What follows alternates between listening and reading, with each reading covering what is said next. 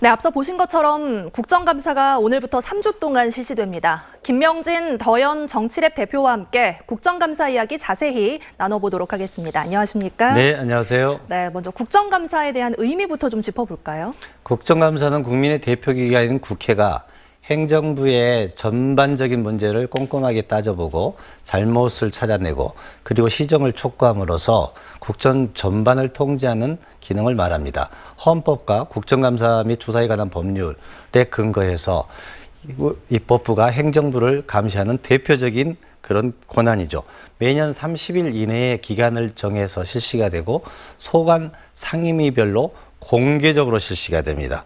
필요한 증인이나 참고인 채택, 그리고 국정 자료 요구, 현장 감사 등을 통해서 진행되고, 여기서 이제 증인들은 위증을 하게 되면 처벌을 받기 때문에 네. 굉장히 굉장히 비관기관으로서는 네. 부담을 가질 수밖에 없습니다. 반면에 국회의원들은 막강 권한으로 행정부를 견제할 수가 있어서 국회 활동의 꽃이라고도 불리기도 합니다. 네, 올해는 이제 정권 교체로 여야 공수가 바뀌었고요. 그렇죠. 또 네. 윤 대통령의 비서고 논란 등 좀 진통이 있지 않을까라고 예상이 되는데요. 여야의 국감 전략은 어떻게 예상하십니까? 그렇습니다. 윤석열 대통령 비서고 논란, 그리고 최근 감사원의 문재인 전 대통령의 조사 공방 등이 대치 국면이 계속되는 가운데 열리기 때문에 상임위 곳곳에서 격돌이 예상이 되고 심지어는 파행도 불가피할 것 같습니다. 여당인 민주당은 정부 여당을 겨냥해서 무능하다, 오만 독선하다 이렇게 생각하고 대안정당으로 국감을 활용한다는 보관입니다.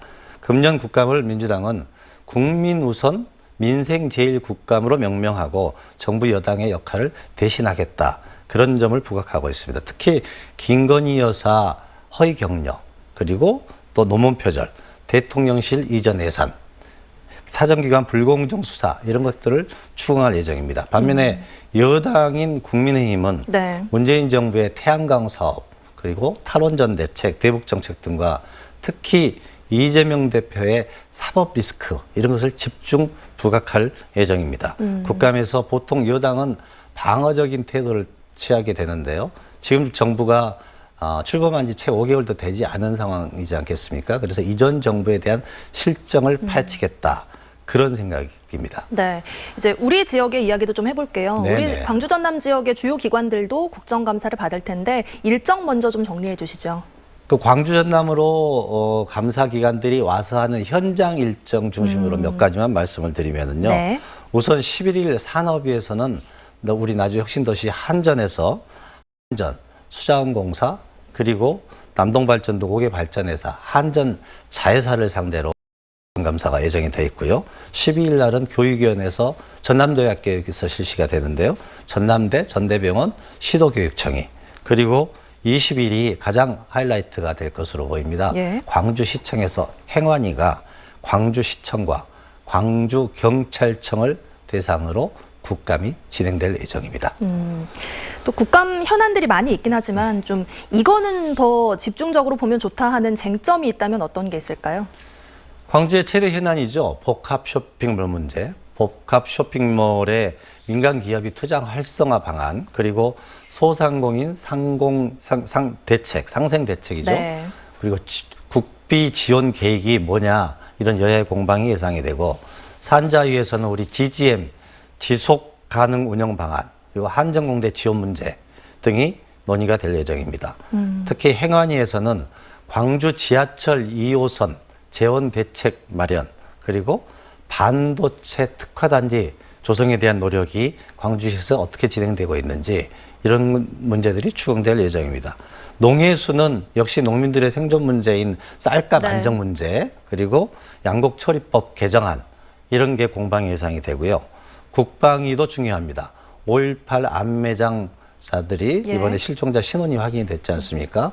그것에 따라서 5.18 진상조사위원회가 금년 말에 활동 기간이 종료가 되는데, 그 활동 기간이 연장 필요성, 이런 걸 주문하게 될 것 같습니다. 네. 특히 또 군공항 이전 예비 후보지 문제, 우리가 무등산 방공포대 이전 대상지가 어디로 되느냐, 이런 것들에 대한 여야 간의 집중 질의가 있을 것 같습니다. 마지막으로 학동, 화정동 현대산업개발 예. 붕괴 사고 문제, 이게 작년에 굉장히 큰 사건이었지 않겠습니까?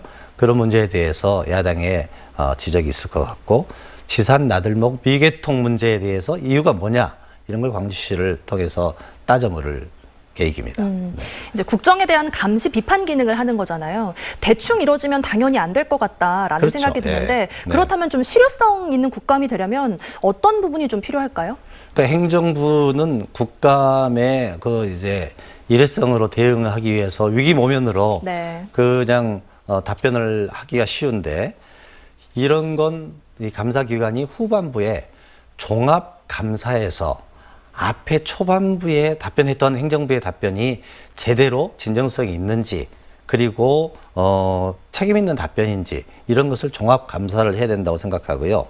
또 피감기관은 감사가 끝나고 나면 감사 결과 처리 보고서를 받게 됩니다. 예. 그러니까 국감만 하고 끝나는 게 아니라 감사 결과 처리에 대한 보고도 이게 사실에 근거하고 진정성이 있는 것이 꼼꼼하게 따져야 예. 나중에 행정부에서 국회에서 항상 이걸 지켜보고 있기 때문에 정책을 반듯하게 차질 없이 공정하게 해야 되겠다 이런 반성을 하지 않겠습니까? 반면에 피감기관은 국정감사를 통해서요 우리가 예산 지원 근거나 정책 지원 근거를 마련할 수도 있습니다. 그러니까 성실하게 국감을 수감을 해서 그런 국회 지원을 이끌어낼 수 있는 그런 계기로 만들 필요성도 있습니다. 알겠습니다. 네. 자, 올해 국정감사에 대한 어떤 주요 내용들 좀 짚어봤습니다. 김명진 더현 정치랩 대표와 함께했습니다. 고맙습니다. 네.